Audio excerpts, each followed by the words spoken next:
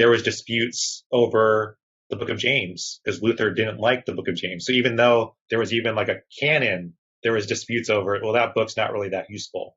That's right.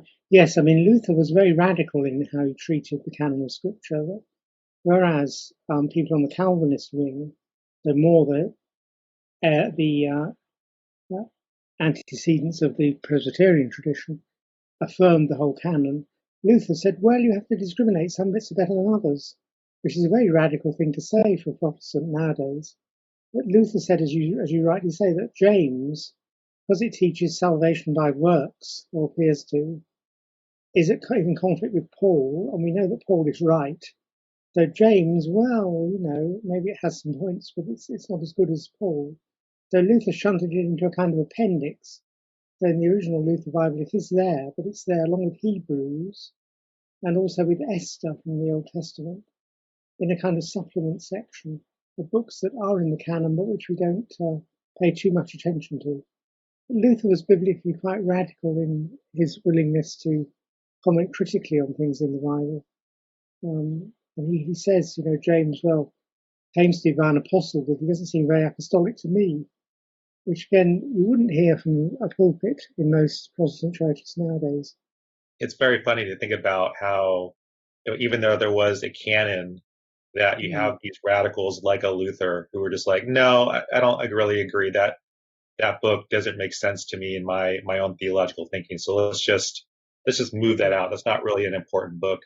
And it just kind of shows like how different traditions have treated the Bible. Like I think we all kind of emphasize certain books over others. What I should say is there's an official canon, which, apart from the question of the Apocrypha, Christians all agree on. And where the New Testament's concerned, there's no disagreement. Everybody's New Testament's the same, whatever denomination of Christianity you belong to.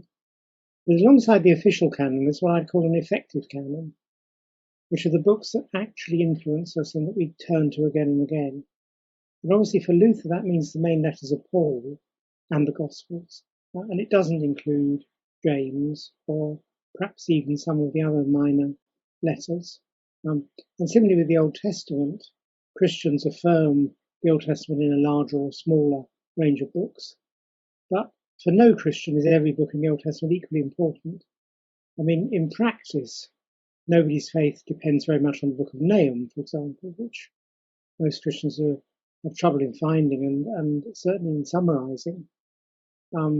Or even on Leviticus, which is important in Judaism, but hasn't been very central in Christianity, because it's all laws about what to do in the sanctuary and that kind of thing. So that there's always an effective canon, and the New Testament writers themselves draw mainly on Genesis, Deuteronomy, Isaiah, and the Psalms. Now, that's not to say they didn't recognize the other books as sacred, but when they want a quotation, those are the books they go to first.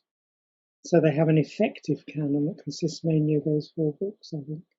I think that's quite a useful distinction to draw. It may make people feel better about it. They feel that, I don't read the whole Bible. Well, most people never have read the whole Bible, actually. And that's not necessarily a fault. I think that's a point worth stressing.